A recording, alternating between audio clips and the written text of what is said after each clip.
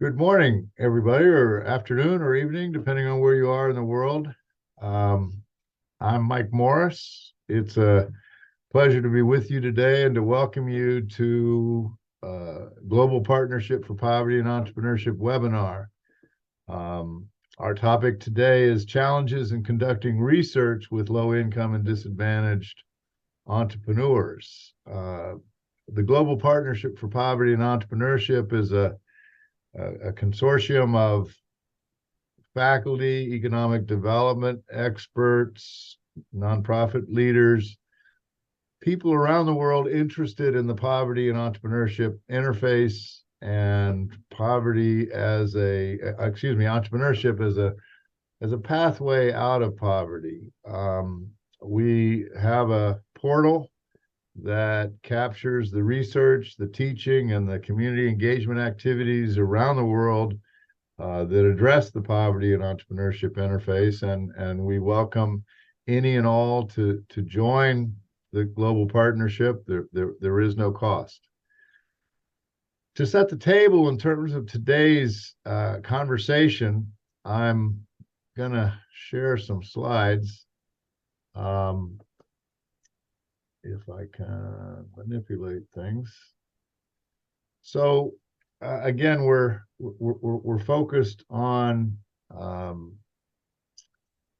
the issue of research and how we conduct more and better research addressing the poverty and entrepreneurship interface and the uniqueness of the poverty context and yet the heterogeneous nature of that context.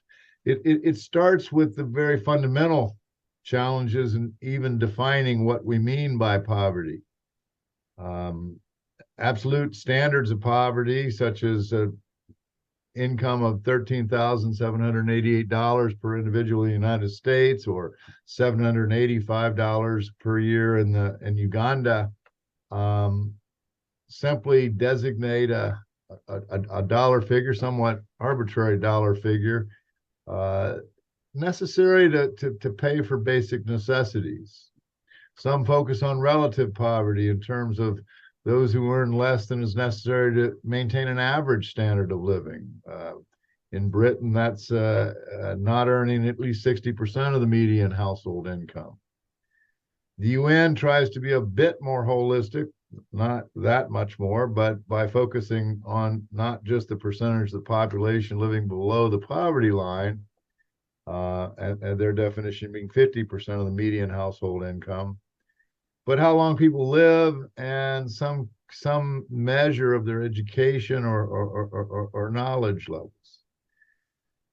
Research on poverty and entrepreneurship is especially challenged by the multidimensional nature of poverty. So it isn't just an income standard. It is food scarcity. It is housing, inadequate housing. It is poor diets. It is higher than average rates of teen pregnancy and single family households, single parent households. It is social exclusion. It is lack of transportation. It is underemployment. It is physical insecurity in terms of crime. And so we're dealing with a much more complex phenomenon when we conduct research beyond simply some bar in terms of levels of income. In our own work, we've translated the multidimensional nature of poverty into a set of considerations implications that affect the ability to start a venture. So beyond the conventional liabilities of newness and smallness that all entrepreneurs face, that low income and disadvantaged entrepreneurs suffer from serious literacy gaps in terms of functional, technological, financial, economic, and business literacies, a scarcity mindset that hinders the ability to plan, to think strategically, to think beyond the moment or the individual decision, an inability to focus on the business due to significant non-business pressures, whether those relate to chronic illness or to crime or to the wealth of other kinds of phenomenon that dictate the poverty experience or that color the poverty experience, and then the lack of any kind of safety net. The challenge is not simply that these liabilities exist for the low-income entrepreneur, but that there's significant variance across the population of people who find themselves in poverty circumstances. Variance in terms of degrees of poverty, variance in terms of the extent of literacy gaps, variances in terms of how scarcity and the scarcity mindset affects decision making, variance in terms of the ability to focus or the existence of any kind of safety net, variance in terms of the presence of any kind of ecosystem and ecosystem support for these entrepreneurs, certainly variance in terms of performance. So the other critical issue is when we study and research entrepreneurship in a poverty context, has to do with the question of what do entrepreneurs create? And again, our own research is talked about 4 different kinds of ventures: survival, lifestyle, managed growth, and aggressive growth. Too much of entrepreneurship research doesn't contextualize the nature of the designs or the findings to reflect the different kind of ventures entrepreneurs create. And so if we gravitate towards the aggressive growth venture and draw conclusions about entrepreneurship related variables or phenomena, the relevance of that for people creating managed growth or lifestyle or survival ventures may not exist. With the poor, we know that they disproportionately create survival ventures, somewhat create lifestyle ventures. All entrepreneurs create disproportionately those kind of ventures, but with the poor, it's overwhelmingly. And so we're dealing with a kind of venture that raises unique challenges when we start to do research.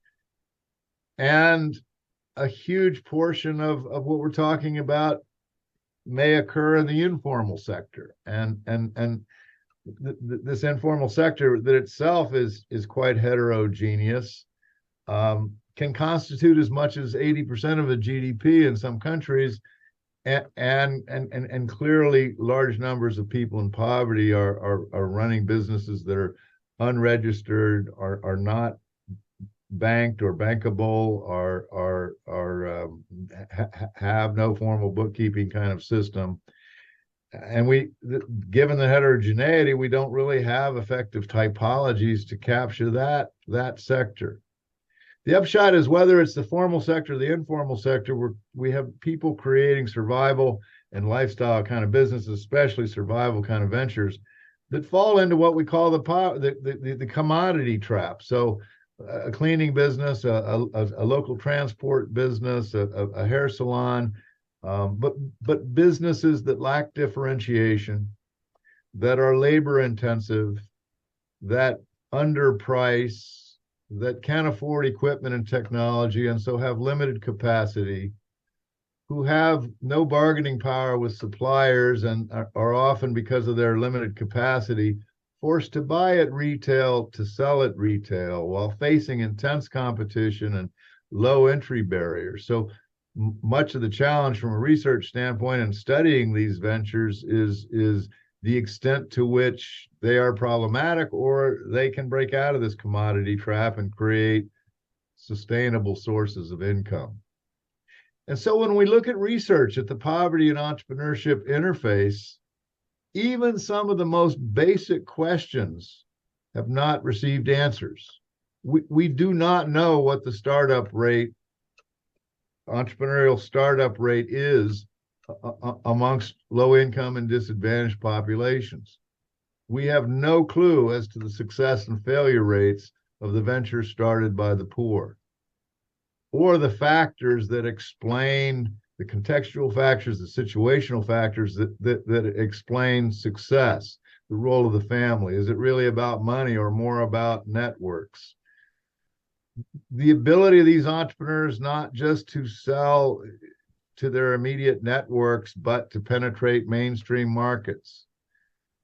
Critically, from my vantage point, the extent to which people actually are able to move out of poverty through venture creation, we don't know.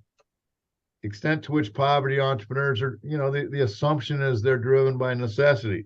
Our experience is that large numbers of them are driven by more than just necessity. The extent to which informal sector firms formalize, what kinds of public policies can be targeted to actually enhance the performance of ventures created by those in poverty. How does the venture experience actually impact human capital development of low-income people? How does it impact subjective well-being? What spillover effects do these ventures have on communities? These are some of the most simple and basic questions that we struggle to draw any kind of general conclusions about in a poverty context. It goes to research and the difficulties in performing research, the kinds of research designs that are more appropriate or more problematic in a poverty context, the relevant unit of analysis that we should be focusing on, or units, the levels of analysis that we're able to, at which we're able to conduct a research, who we focus on, how we sample, how we collect data, the availability of secondary data to address research questions at the poverty and entrepreneurship interface, the extent to which we can design research that allows for inferences of causality, and critically, our ability to generalize the findings from this research beyond a given, very specific, defined context. So to dig into these issues, I'm extremely honored to be able to share this discussion with three of the leading scholars that are working at the Poverty and Entrepreneurship Interface. So with us today are Garry Bruton, a distinguished professor, a prolific scholar, who's done important groundbreaking work at the Poverty and Entrepreneurship Interface. Garry Bruton from Texas Christian University. Susana Santos, who is similarly engaged in important work and has done some empirical work in a developed country context with regard to the Poverty and Entrepreneurship Interface. Chris Sutter, another prolific author and with keen insights into poverty in distinct contexts. Our fourth panelist, Carla Canelas, has had a last-minute family emergency and is unable to join us. And so please join me in welcoming this panel. Let's turn to our panelists. So I'm going to lead us off with a more provocative question and get our panelists' input. So research on poverty and entrepreneurship arguably hasn't produced the kind of generalizable insights that can advance theory or inform public policy. Is this a fair critique? Or in fact, have we made important progress that is advancing the poverty and entrepreneurship interface? I'm happy to jump in. I as you were talking, setting the stage, which and looking through those slides, it occurred to me that the study of poverty and entrepreneurship is a little bit like the study of cancer, and we look for in cancer there's always sort of this hope that, oh man, there's going to be this moonshot around cancer, there's going to be the magic bullet, but when you look at the research on cancer and the folks who do the research, they say, look, the problem is cancer is not one illness, right? There is no solving cancer. It's this huge family of sort of vaguely related things that have some similarities, but there's not going to be one thing that cures cancer. And I think you did a good job highlighting some of the challenges around kind of the multifaceted dimensions of poverty, but poverty is not one illness. It's not one thing. And so sort of the premise of the question, are there generalizable sort of takeaways that I think there are some really important advances, but I think if we're looking for, it's going to be microcredit. Microcredit's the answer. It's going to be, base of the pyramid corporate, entry that's going to be the answer. Whatever the micro franchises, sort of whatever thing is in vogue, it's probably an unattainable goal if we want to find the one thing that's going to fix it. I think what the research has started to do well, and it's obviously early, but I think what the research is starting to do well is kind of map out, okay, here's how it's working, but here's how complicated it is, and here's the different things we should be paying attention to. So, maybe I guess just a thought of caution as we try to how we think about sort of what we're looking for in terms of outcomes. I think Chris is right, because I think we've taken all of our theory and basically we look at San Diego, California, and we think it applies around the world. So I think even applying what we call mainstream theory to problems in Europe is actually fairly worthless. And I think it's clearly the same when we get to understanding poverty, because poverty in Africa is different than poverty in Latin America. And I think coming up with an answer that works with rag pickers in Bangladesh is insightful and just as valid. I think we need to move to more of an indigenous view. And I think you see this overpowering, almost North American control of a lot of this stuff, because we basically assume this neoliberal view of Silicon Valley, and that's the way entrepreneurship is supposed to look.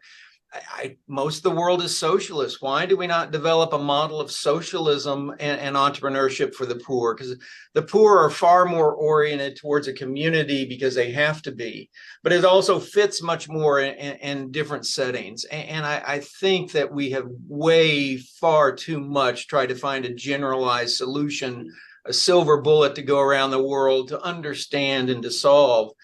And it's just not going to work. And I think in all of academia, at some stage, we've got to move away from this power of our editors and the journals to basically really focus on a pretty narrow view of what the world is. And a lot of that's because we've all went to the same schools and we're all from the same place. But the world is a multipolar world, and it's going to have to change. I'd like to point out that Garry and I are from Oklahoma, so it's the Oklahoma view. Yeah, this is clearly the Oklahoma. And I know, Mike, you spent time there too, so we'll rope you. Yeah, clearly we're world travelers. Susana, do you have a take on this question of generalizable insights? Sure.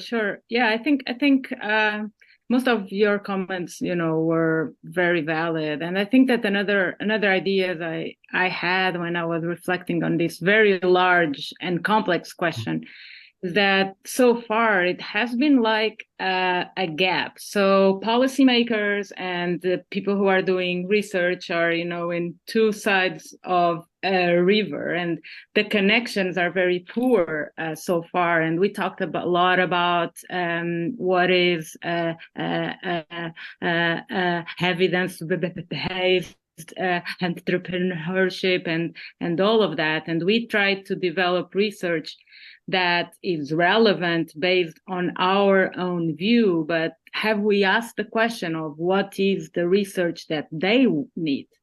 So maybe this partnership between more policymakers and scholars, having them engaged since the very early stage can be unique. So I think that as we are trying to work on our own research and figure out what is the next piece that we can be working on, would be also relevant to have insights from people who are on the other side. And maybe the other point I would like to add is, unfortunately, most of the research done in the interface of poverty and entrepreneurship is done by scholars that do not have a lot of insights about what is it. Like the extent of living in such contexts, or seeing it, or being in India or in Africa, Angola, any other countries, and experiencing that is relevant. And of course, we have exceptions, and we have people who are very well known and important scholars that came from those contexts and are developing relevant work, very relevant work. But this disconnect of being more embedded in the field and experiencing it, I think would be also good. And as we think about how we could move forward research in poverty and entrepreneurship, I think there's a lot to be said on how we can partner with researchers from schools that are in such environments. Sure. Yeah, no, that's an excellent point. Gary, I have to ask you, because you made the point, and I think it's an intriguing point. In our own work, I'm always intrigued when we ask low income and disadvantaged entrepreneurs, why are you doing this? Why are you starting this business? Why you it interests me at the extent to which the immediate answer is not income or wealth. It's often a community-based kind of answer in terms of contributing to my community, making my community better. And you mentioned a moment ago, Gary, that the poor are oriented towards the community and have to be. Could you elaborate a little bit on what you're thinking there? Well, I just think it's one of the natures, and just to say, I think Susana's right. We need to be partnering. So if you're from a mature economy, you definitely need to be partnering and grounding. You need to be grounding yourselves in those information, because I think we do too often just people get data from somewhere and they bash it and they think, oh, I have the answer. And the truth is it may not have face validity. I do think when you go into these communities, so we spent 6 weeks studying a Kenyan automobile, so 100 informal businesses, quasi-informal businesses that do auto repair and sort of sheds and variety and how you organize. And what you just quickly come to realize is it just operates on it's not a price competition. If I get a different customer because I do better service, that's one thing. But if I need a tool, where do I get it from? I get it from you. If I need if we have an illness, what do? They send around a book and people all pitch in. And so it's not universal among all these 100. You have to have some sort of relationship, and there's different groups in the community. But just as a survival mechanism, when you have these institutional gaps, so let's don't call them voids, because I find there's just as many institutions or more institutions. So it's not an absence of institutions. It's a different variety of institutions, but people have to coordinate. And so this idea, and if we look at our entrepreneurship, it's still sort of the single entrepreneur, bold person going forth. It's a very American model of a single person going out. And if you fail, you just pick yourself up and go again, where you're in an environment that the kids don't have school money, you don't have money for rent, and the community becomes central to you. The failure, how do you buffer that? Well, it's also the community. And that means I have to give as much as I get, because I can't just be a taker. And so I do think this idea of community, and that's where I think sort of the criticism of neoliberal, sort of this idea of what happens in Silicon Valley is what everybody does. Now, I think, again, we have to be complex enough to understand, let's say in Africa, there will be places that it works. Why? Because you've got very wealthy people, and this idea of community doesn't really matter to them, because they basically can survive and are at the top of the pyramid, and they can use a very different model that looks very Western, because they fundamentally don't need the community. But for those in poverty, it is central. And so I think that's, even as we look at Africa, what I've found is people want to say, there's concepts about community that apply universally. But the truth is, no. I mean, big corporations are big corporations that get beat anywhere. But if you get down in poverty, it does exist. And it's a survival mechanism, and it works with the culture, it works with religion, it works with a whole variety of things, different institutional supports. So I think that's part of it. And Susana and Chris both mentioned that it's coming with a different lens. And rather than taking the lens that we sort of see in Silicon Valley or Dallas or Ohio, it's saying, okay, this is just a different beast, and we can't make the assumptions that it's the same thing, and that somebody may not profit maximize, and that they were more interested in making sure they get along with the community than any given customer. And so to me, that's the part that just sort of flips a lot of our basic understandings on its head. Thank you. Yeah. So each of you has very distinct research interests, which would suggest different priorities. But when we look at the poverty and entrepreneurship interface and think in terms of advancing knowledge at that interface, what do you see as some of the most pressing research questions that need empirical evidence to attempt to address them? Well, not to monopolize, but Sarah just in our chat just raised a great question about gender. We really have not brought this a gender lens to the setting of poverty. And I think she raises a great issue because it clearly is different. I think it's clearly different even in the mature economies. I mean, it was an interesting presentation the other day I heard about, if you look at Americans and how many firms have policies about menstrual cycles in the United States, it's only 3. So clearly we don't even understand in mature economies policies and don't bring a feminist lens to it. But clearly in a setting of poverty, we also need to bring that feminist lens to understand what happens and how does this community operate, and what happens with this feminine, if we brought a feminist lens. So I thought Sarah raised a great question. So I'll take a different, and so agree completely. First of all, I'll throw something else out there that I don't think we understand very well. I've had a few conversations over the last few months. Somebody was looking at refugee camps in South Asia, somebody else who's looking at tomato growers in Mexico, and I've been doing some work on human smugglers and migration. And in each one of these cases, and I've done prior work in Guatemala City on small entrepreneurs, in an urban environment. Sometimes we focus on the small survival entrepreneur sort of selling whatever it is, and we're like, oh man, if you just change your marketing strategy, maybe your sales will go up 10, 15%, whatever it is.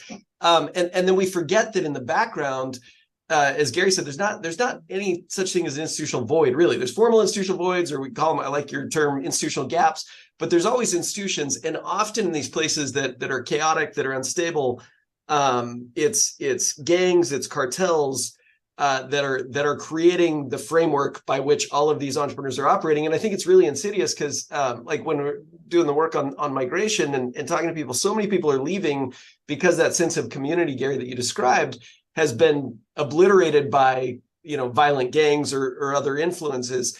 And so I think entrepreneurship is a tool, in my view, that can be good or bad, depending on how it's used. And I don't know that we understand kind of the link between violence and entrepreneurship, or, destructive entrepreneurship, to use Baumel's phrase, and then how it creates, we find these very entrepreneurial activities with these astoundingly negative consequences for the communities where they operate. And I think that again speaks to this need to really understand in a deep way a context that you're doing research in.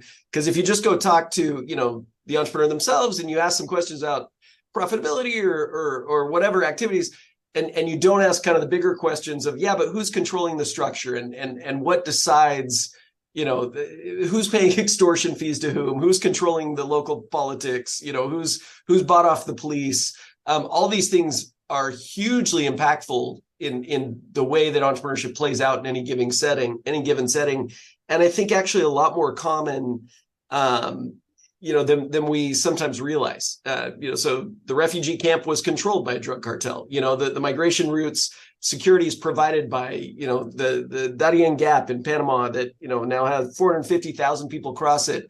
The local government has set up a very entrepreneurial venture to sell, services and stuff to all the migrants going through, and the security services are provided by the Gulf Clan cartel. And so we don't always understand kind of these bigger pictures. So I think we need more research on destructive entrepreneurship, which isn't necessarily a pleasant topic, but I think it's something we've got to understand. Okay, interesting. Yeah, especially the community interface with that destructive kind of activity. Yeah, it undermines the strategies we know work for people in poverty. It undermines their ability, and so they pick up and they leave, because what else do you do? If you can't eat, you can't rely on your neighbor because you don't know who's in the gang. It becomes very, very difficult very fast. I think that all of these examples we heard so far are relevant and questions that make us also think about how context is unique here, like thinking about poverty and entrepreneurship for women, or in these different contexts, is so different. So that really calls to me, and it's something I think it's relevant, is what are the main mechanisms and boundary conditions that really are key here. And I think there has been a lot of much more effort in understanding what are like the main antecedents of poverty and antecedents of entrepreneurship. Maybe sometimes we think that they overlap, or how they relate to each other, and also some works on the outcomes. But since fixing poverty, it's not something that will happen overnight. It's like a long-term game. Thinking about the mechanisms and these boundary conditions that are context dependent, I think it's relevant. And here we can think about also those conditions from in the individual level, team level, community level, and those different layers. Because as poverty in its essence is so complex that every time we look at all of these examples, we see just layers of issues. So I don't know what is the most relevant question. I would love to work on that, just because there are so many. But either way, these complex lenses and these context lenses are key. And answering to those questions also need not just us to be working with each other, but asking people from other areas too. Like it's an effort that brings people from many different areas and fields. Yeah, I just point out to Rita in the, I apologize if I mispronounced her name, in the chat, but it brought up psychology. You clearly have more strategy folks here talking about macro variables and environments and, institutional sorts of things.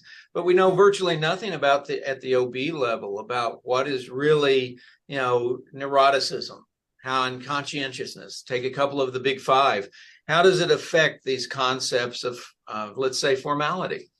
We all assume that people are afraid, and that's one of the motivations for formality, but we don't know.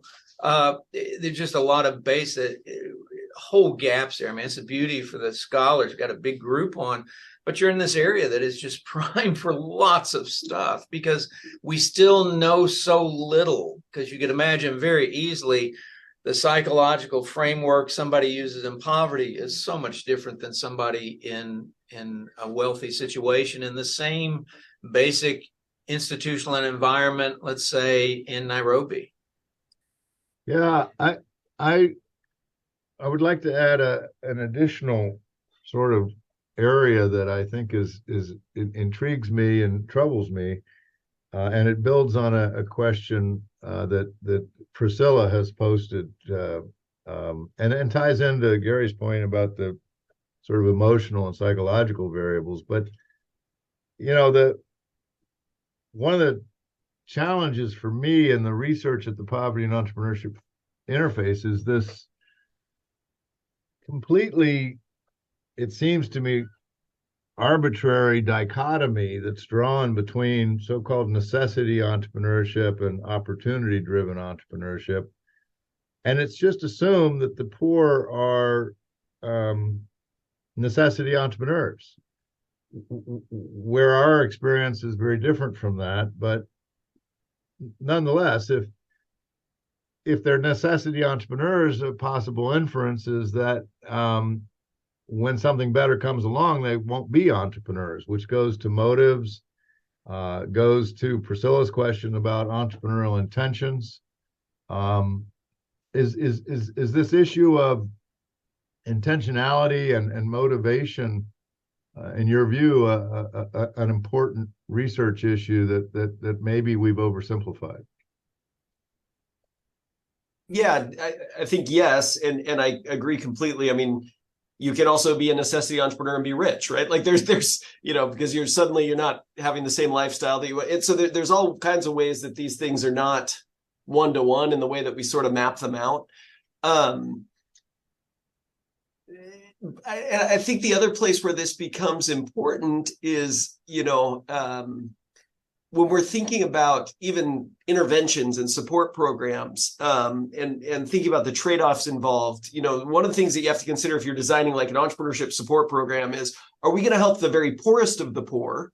Or are we going to go up a level and help people who are poor, but may have more resources to be successful in their business? And so, and there's big sort of moral, ethical trade-offs, but you also want to get the perspective of, those that you're seeking to help, right? And so, I think being clear about what are the characteristics of the potential entrepreneurial population, what trade-offs in terms of capacity to launch a business, capacity to grow a business, their intentions, their desires. And sort of where they fall on the poverty spectrum. I mean, somebody doesn't have to be absolutely poor to still be pretty poor, and so I think these are real issues that probably need more attention and are incredibly practical for program design.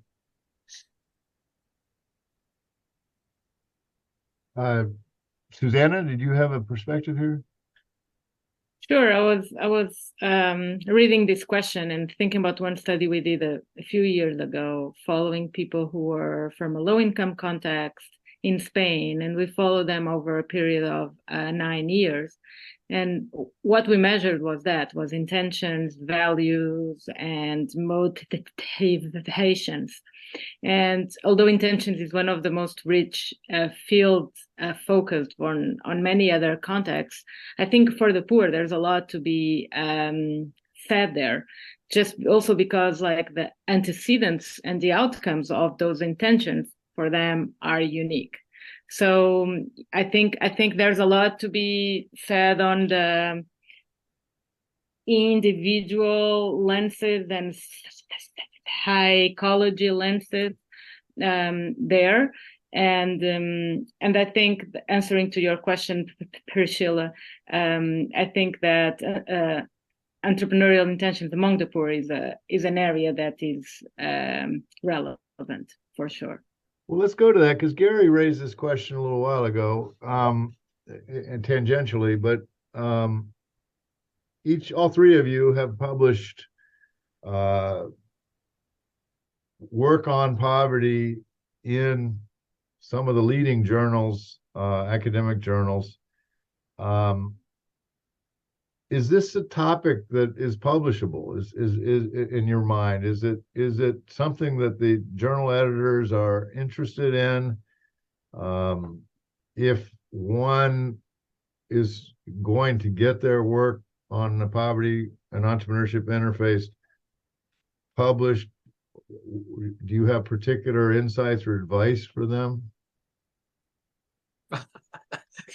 If we only knew better. No, absolutely. I think journals are interested. I think people are always interested. They're interested in things that they don't know. I mean, so they're interested in Tajikistan. I mean, because who the hell's been to Tajikistan? And, they're interested in places and things. They're interested in things that challenge. I think if an old professor, let's say, I think I'm the grayest of everybody, maybe even grayer than you, Mike. Shakarzara told me the other day I wasn't gray, I was white.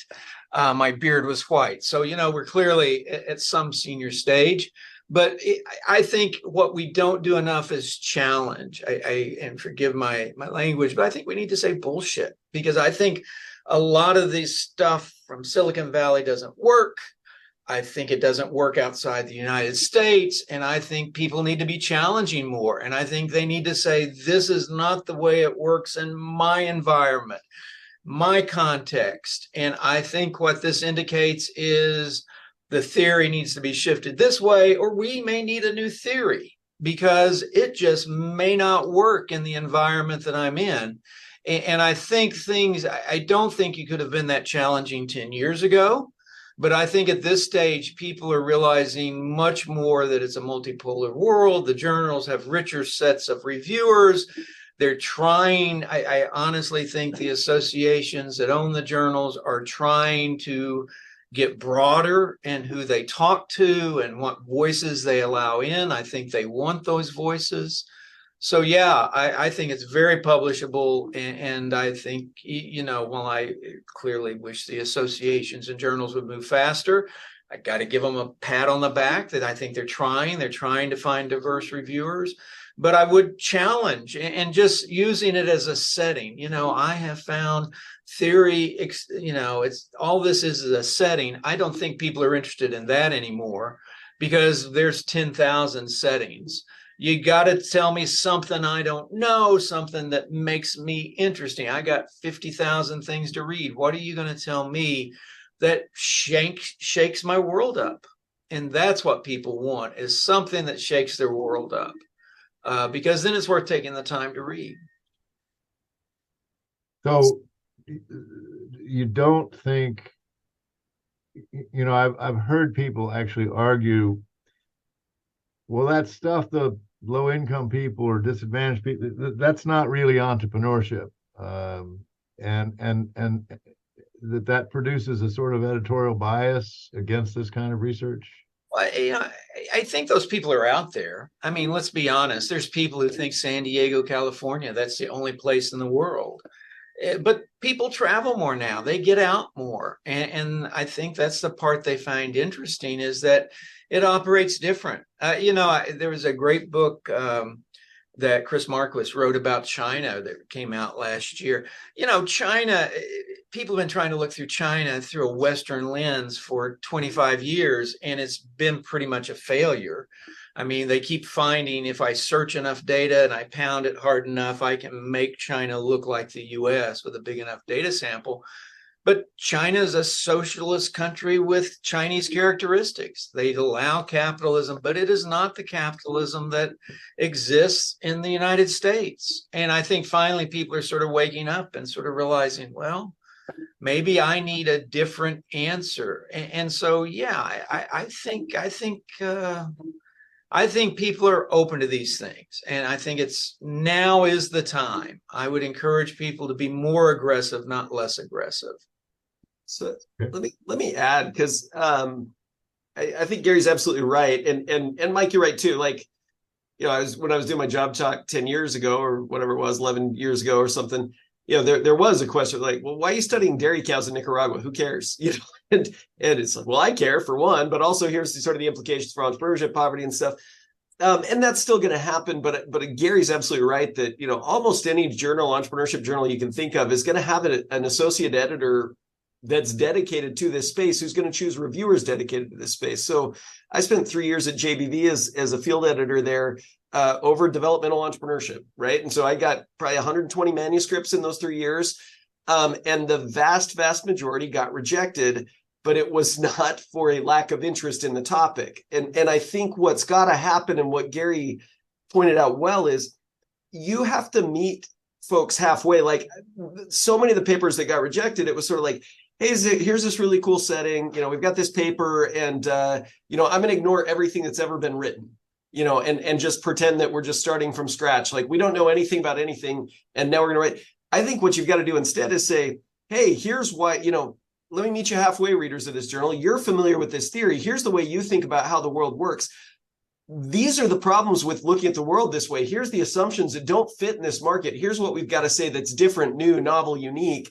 Let us help you understand, why you should care about this setting, what this says to theory. And most of the time, where papers were rejected, and there are a lot of reasons paper get rejected. There's methodological rigor and all this kind of stuff, but there was a failure to you don't have to agree with the existing literature. In fact, I don't think you should, like Garry just said.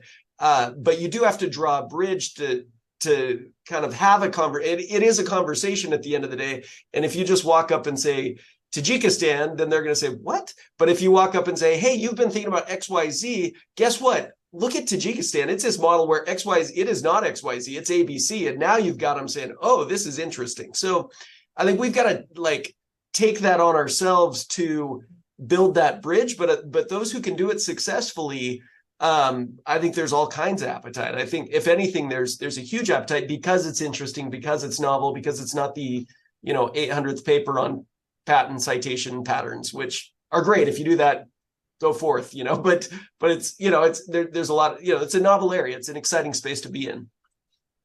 Yeah. I a lot of thoughts come to mind as you both of you talk to this issue. I think building on what you said, Chris, I edit the Journal of Developmental Entrepreneurship, and we get a lot of papers from around the world, and especially in more developing and underdeveloped contexts. And while many of them are simply replications, one more paper on entrepreneurial intentions of university students in Nigeria or whatever, there's a big challenge. It goes back to Susana's earlier point, where when you get a provocative or intriguing idea, the ability to execute that research in a rigorous way, the ability to write a readable paper, particularly as most of the journals are in English. I think it goes back to that need to facilitate more partnerships amongst faculty.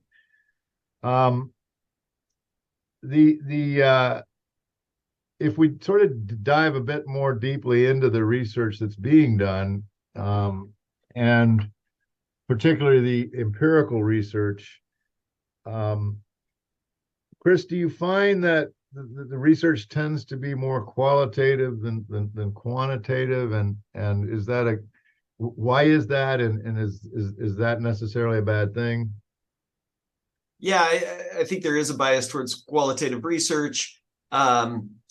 I think that's probably for a couple of reasons. We are sort of earlier in our state of understanding, and it's hard to design a survey, to Garry's point, if you don't know anything about the context.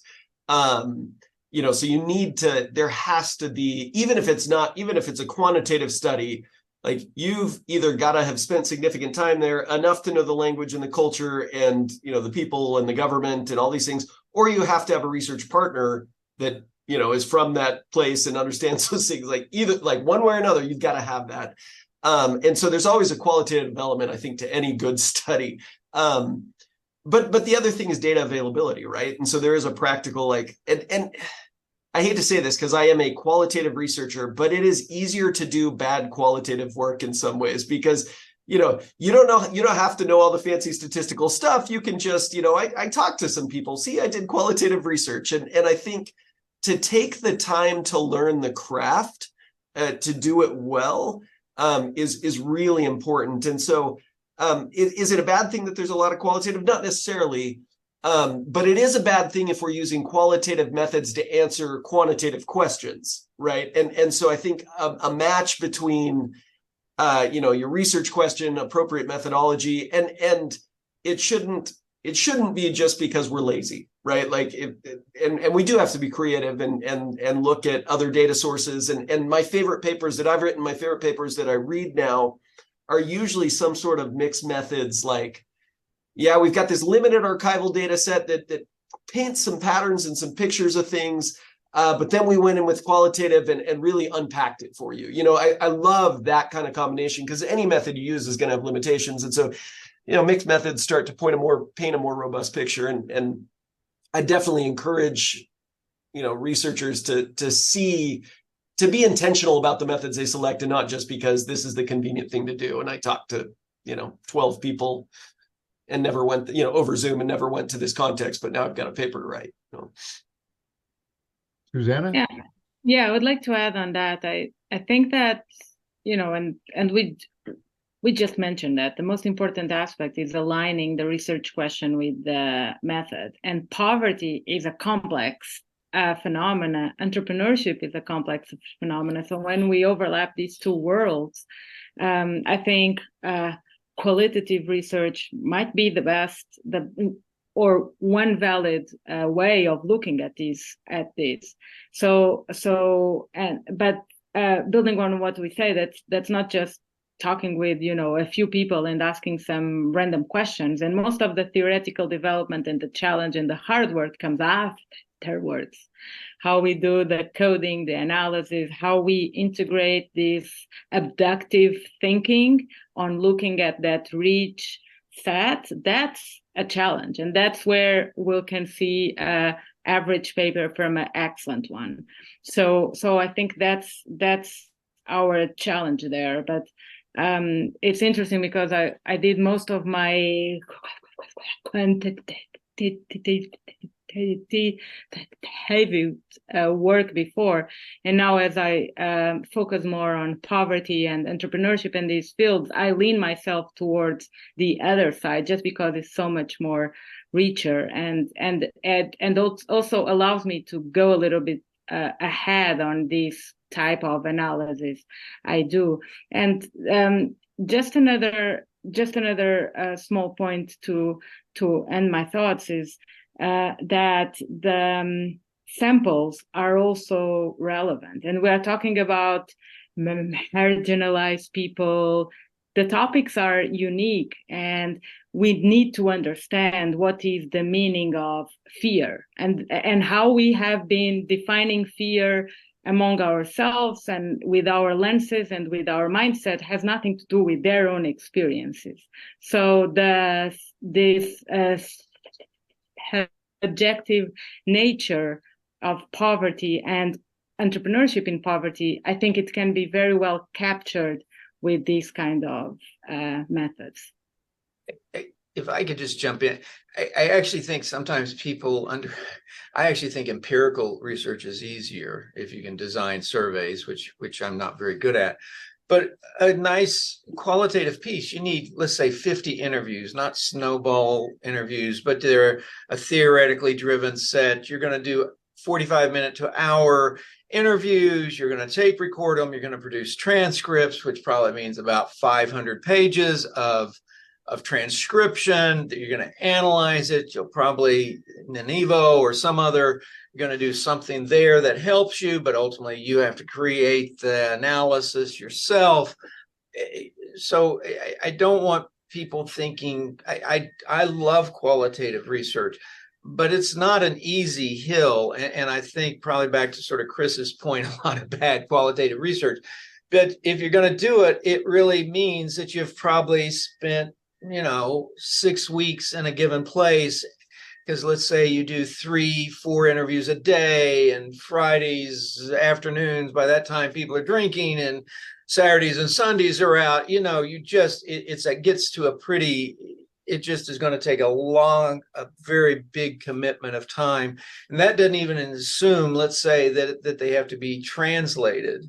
Because let's say you may be a native Spanish speaker, but the interviews need to be translated, because you have to be able to provide the data just like you do for an empirical study to your reviewers or anybody else that wants to access them. And that normal language is English. And so which will cost you, $3,000 or $4,000 or $5,000. So don't underestimate qualitative hill, because I think it's wonderful, and I think we need to have a deeper understanding of these things. But it is not an easy hill. So our colleagues that I see on the list here of participants, if you're starting out, in some ways, if you can really develop a great survey method, and you can get 175 to 250 entrepreneurs that make a theoretical rationale, it may be easier for you than qualitative, because I think sometimes, particularly new scholars starting out,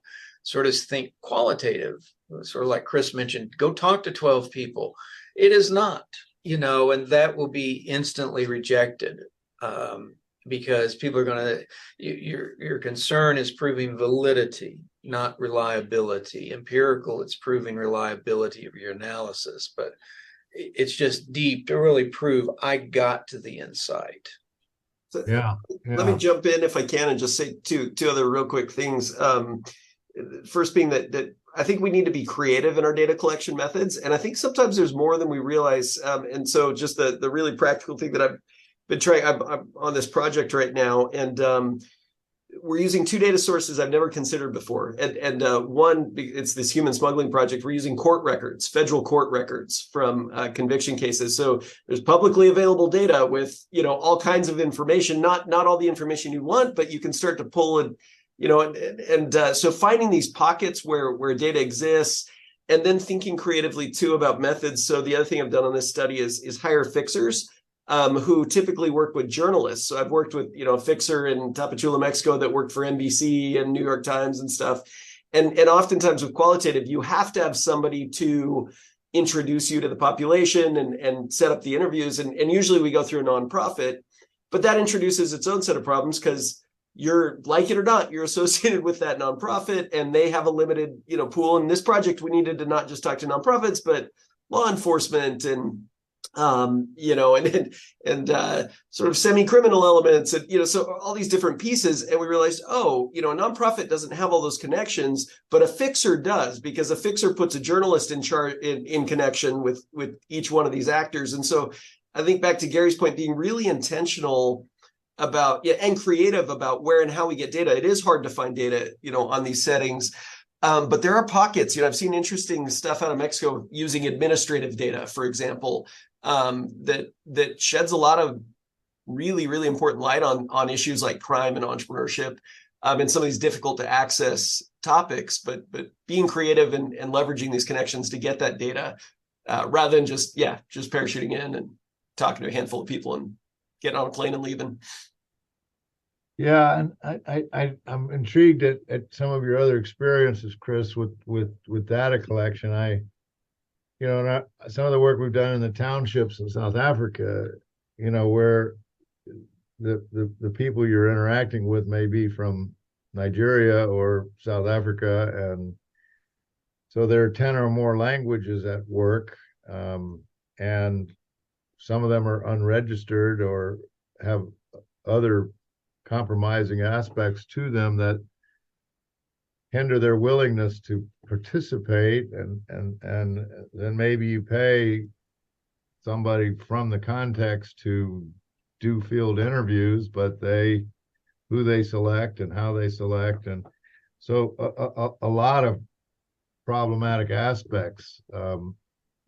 Can you talk a little bit more about some of your experiences? Well, this one's not even mine, but it's just a great example. There's a recent paper in JBV that it's probably not even in press. Well, it may be available online, but where they worked with a nonprofit and used visual census data. So this nonprofit went through and photographed each business to try to capture, and they've in their sample, they've got drug dealers, and they've got these little taverns. And I haven't been to South Africa, but I don't know even what language it is, but the little sign reads, this is a liquor store, don't tell the cops, and so by using this visual census, that involves a photograph of each one of the enterprises and a survey, they're able to kind of get a more comprehensive picture of this particular neighborhood. So I really admired, and they're looking at kind of this paradox between, well, you want to be visible to attract business, but you don't want to be too visible because that'll attract, either crime or the authorities or whatever. And so I thought it was a really creative kind of way to go about getting data. I think the key to any of these things, and it's the same key the entrepreneurs have to, rely on is your relationship within the community. So, if you're going to work with a nonprofit, what kind of relationship does that nonprofit have with the community? What kind of relationship do you have with the nonprofit? If you're going to work with a school, if you're going to work with, a fixer, like who are the credible actors, and what is that tie going to give you, and what is it not going to give you? What is it going to preclude your ability to see? The one other thing I'll throw out, and this was Jeff Kistrick's fault. He was my advisor. We were gathering data in Central America, and he's like, I really want to learn to ride a motorcycle. And so we took motorcycle classes, and I bought a motorcycle, and for 6 months in Nicaragua, that's how I'd get around. And what I found was so helpful is I would go one day with the NGO to a village to figure out where the heck it was and talk to them about the program, and then come back the next day by myself on the motorcycle, and you get a totally different story, because now the NGO is not there anymore. And so thinking about some of the logistics around like transportation, I've many times have ridden with the NGO to go out because that was the only option. But if you've got a different option, you're going to get a different look at what's happening. And so I think being cognizant of who am I with, what message does this send, who are they assuming I am, what's my relationship, all these things are going to shape the nature of the data and the stories that you hear. I think Chris raised a great point though about secondary data. So we, in our Kenya thing that's we have going, basically we use Google Maps to track how an informal settlement of garages expanded over 20 years. And so you can find this information. So there is a lot of different sorts of information. You can go out, then you take pictures, you're in a market and you literally take pictures of the stall, not only for space, but you can tell who has electricity, who has a fan, who has what type of products you think they have, what's the quality of them. So, and people are typically, they don't care if you take a picture of their little stall or whatever else. Know your context, because you also get shot taking pictures in the wrong neighborhood. So that's so absolutely. So again, it was just interesting listening to Chris about South America, because it's a very different setting in Africa. So you don't have a lot of the violent things going on there. They have their share of violence, but it's just a different. So understanding your context, but then there's lots of different ways to get data that you analyze, and it doesn't have to always be, or to support what your analysis is, or to support your interviews, to say, does this make sense with the empirical stuff that I'm seeing? So. Yeah, and Chris, I really appreciate your other point, which sort of goes to the question of trust in the researcher. Some of our own work, we sort of noticed a phenomenon that we weren't sure what we were seeing, but as opposed to fear of failure, we encountered this fear of success amongst low-income and disadvantaged entrepreneurs. And in attempting to validate that construct is at work, we did focus groups, and the level of insights that flowed from those focus groups were not just about fear of success, but about just what the hell is success in an entrepreneurial context when you come from disadvantaged or low income. I think it was totally tied to the trust relationship that the researchers had established through a intervention program with these entrepreneurs. Susana, do you have insights in terms of some of the methodological challenges and some of the maybe approaches that are more effective in this context?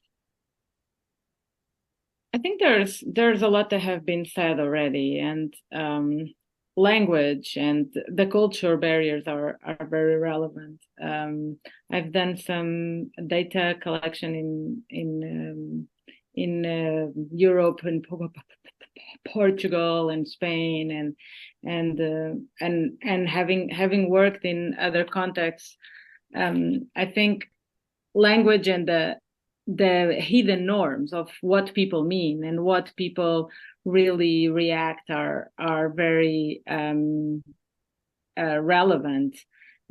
So that gets me back to the initial point of fostering partnerships with people who are local, because even though I'm from Portugal, but I already moved 8 years ago, so I have already lost some of the connections of people who are living the field. So I think that establishing connections with people who are local in those contexts and who are part of that community and very tight community is very relevant, and having these humane lenses. We are talking about topics that are hard, and we are talking about, we are trying to go into the really deep inner side of a person, their lives, their context, and so on. So it's not the quick run show to write a top paper, and getting access to that data is also a long run. We just have about 10 minutes left. I want to weave in some of the perspectives being shared by the audience. Naveed comments that collaborating with scholars from the local context will help us gather the data from difficult situations. Also, local connections help reduce costs. Transcription and translation will cost way less in, say, India and Pakistan than the US. I also think qualitative methods are more beneficial than survey methods. The problem with survey methods is language and understanding the questions. For instance, the literacy rate in India is very low. It would not be easy to send out a survey and get them filled out. We need to talk to the respondents again. I wonder if any of you have a comment on this in terms of the problematic aspects of survey research in a poverty context. I mean, just early on, we were doing a study. We were doing a survey in highlands of Guatemala, and using a translator. Like, I speak Spanish, but the language is Ixil or Quiche or Mam, or so you're dealing with that. So you got translator, and then you're like, okay, we have our printout of like, the smiley face to the sad face. We're trying to make this as visual as possible. Where on this Likert scale do you fall? And you'd be like, so where are you in the scale? And they'd be like they'd point with their lips, because that was like the local culture, is like point with your lips. Yeah. So is that like a 6? Like how do you? So I think there's a lot of truth in that comment of like, survey work can be challenging. We make so many assumptions about the way people understand the world and their their ability to abstract, and I found oftentimes, I think what I like about qualitative data, when it's done well, again, but it's taking their concrete experience, and then it's our job to abstract up to some sort of theoretical argument around it. I think it's easier in a developed setting because you can ask an abstract question and get an abstract answer.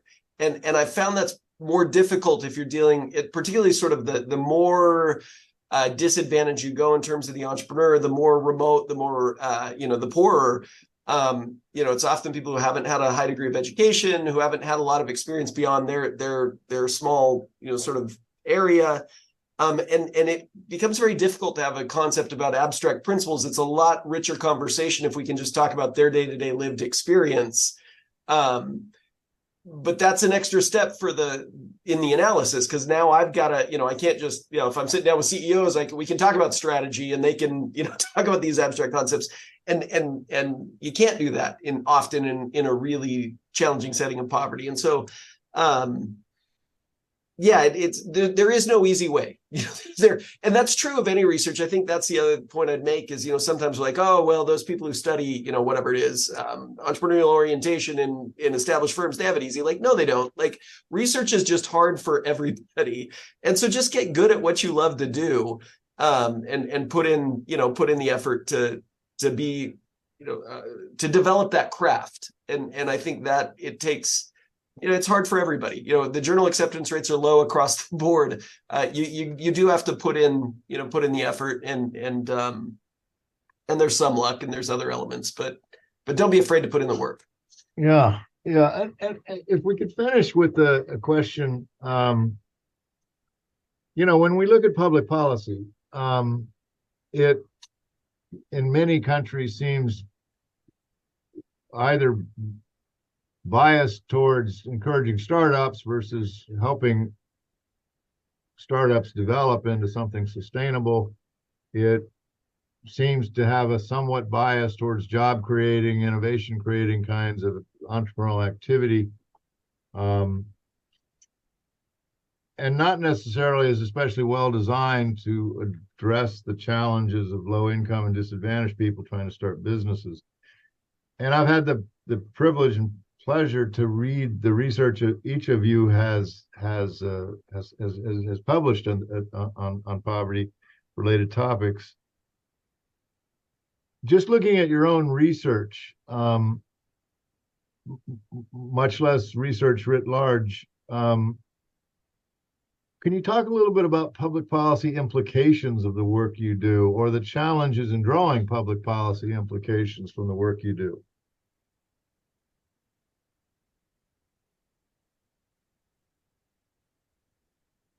That's the hard question.